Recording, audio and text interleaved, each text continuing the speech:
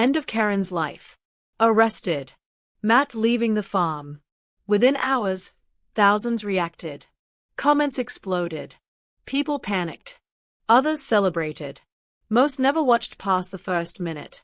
But here's the uncomfortable truth. None of it was real. And tonight, we expose how false engagement almost destroyed real lives. This is not gossip. This is not hate. This is the anatomy of a viral lie. For years, Little People Big World has been more than a TV show. It became a digital ecosystem. Fans, critics, reaction channels, clip farms, shorts pages, AI voices, all fighting for one thing: attention. And attention does not reward patience. It rewards shock. Some creators learned that truth was optional, emotion was mandatory, and fear was profitable. The most dangerous lies are not shouted. They are whispered through thumbnails. A sad face. A hospital image pulled from Google. A sentence that suggests tragedy without proving it. End of her life. Arrested at last. Everything is over. But notice something important. They never say how. They never say when. They never show proof. Because proof would break the illusion. Caryn Chandler is alive. She was never arrested. No police report exists. No court record. No statement. No confirmation from any credible source. Yet millions believed it.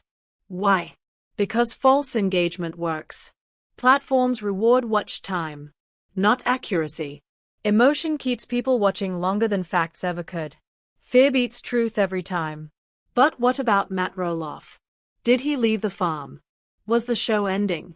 Was everything collapsing behind the scenes? The answer is boring. And boring does not go viral. Matt has discussed stepping back before.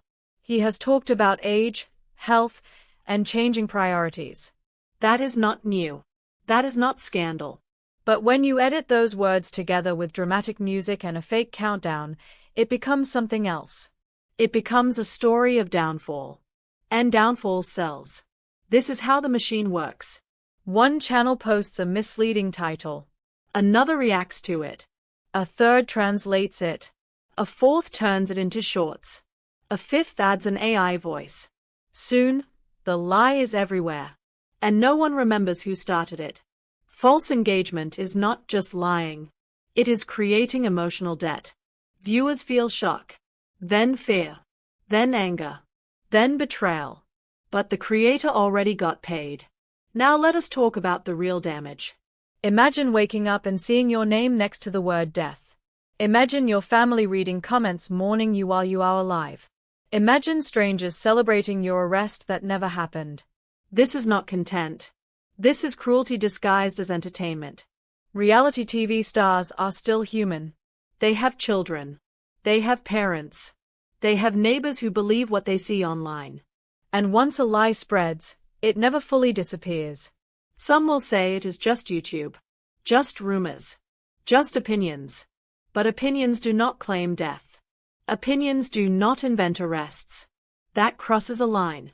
And platforms are starting to notice. Channels built on false engagement do not last. They spike fast. Then collapse. Why? Because audiences eventually feel manipulated. Trust breaks. Retention drops. Algorithms move on. The same creators who chased clicks end up chasing relevance. Now here is the twist most people miss. The real story is not about Caryn. Not about Matt. Not even about the farm. It is about us. Every click is a vote. Every watch tells the algorithm what to reward. When we stop rewarding lies, they disappear. But when we react emotionally without checking facts, we become part of the machine. This documentary is not asking you to defend anyone. It is asking you to think.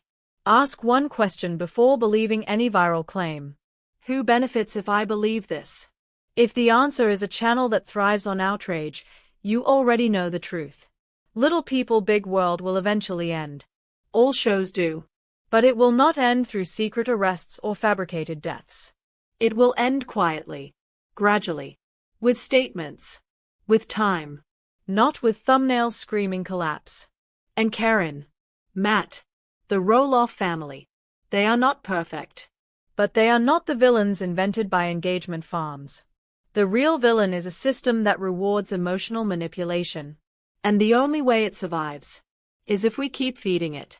So the next time you see a title that feels too extreme to be true, pause. Because truth does not need shock to survive. Only lies do.